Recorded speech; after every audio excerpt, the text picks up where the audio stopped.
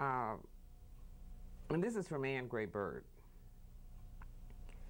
And I'll just read it. Thank you for remembering this unfinished business. Today's Press Democrat mentioned that prosecutors owe law enforcement a quick ruling on officer-involved fatalities. Since 1999, this county has had 44 such fatalities. No officer has been prosecuted. The question: do you perceive a conflict of interest with only officers from various departments conducting investigations into these fatalities? Actually, I received that email and I responded to it this morning. Okay. But I'm happy to discuss it with you now as well. There is a concern about a conflict of interest when one law enforcement agency investigates another.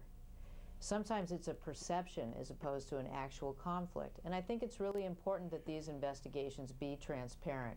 This is an area that I've been talking about a lot during the campaign because there is a misunderstanding about how these investigations are occurring and where the delay lies. And when I made the remark about owing it to law enforcement, I misspoke, because what I should have said is we owe it to the victims, to their families, and we owe it to the community at large to resolve these cases in an efficient fashion. Let me just tell you this. When there is an incident that involves a fatality and there's a police officer involved, there's a protocol that comes into play, and it's a protocol that all of the chiefs of police and the DA signed into. And it's in effect, and it's a written policy. It requires that an agency other than the agency in which the officer is employed does the investigation, so there's no conflict. In other words, if my police agency investigated me, it might appear to be a conflict. So a different agency is brought in. Jill, in a town of this size and smaller, because Santa Rosa is not that big, the sheriffs know the police, so how can it may have a different, it appears to be a different pocket, but they all go to the same grocery stores. So how can there not be a conflict?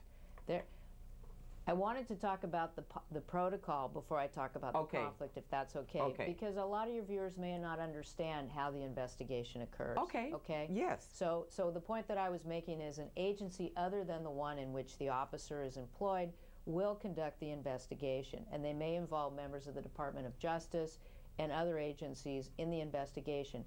When the investigation is concluded, it is presented to the district attorney for review to determine whether or not there was any criminal misconduct.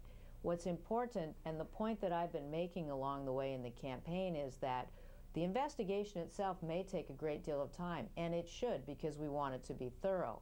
That's not where my quarrel lies. My quarrel lies with the fact that once this investigation completed by the agency is given to the DA, according to the grand jury, the delay is anywhere from 7 to 22 months. Right. Just for the review. Mm-hmm. The protocol calls for a 60-day review period.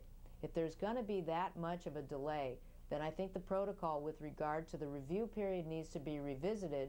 But more importantly, we have to ask why the DA is taking so long in the review of a completed investigation.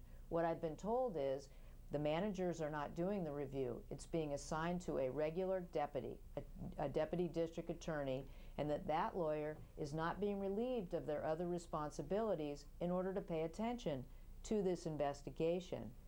When I say things like we owe it to law enforcement, we owe it to everybody to prioritize the review of that investigation, because it's important that law enforcement be held accountable just like anybody else.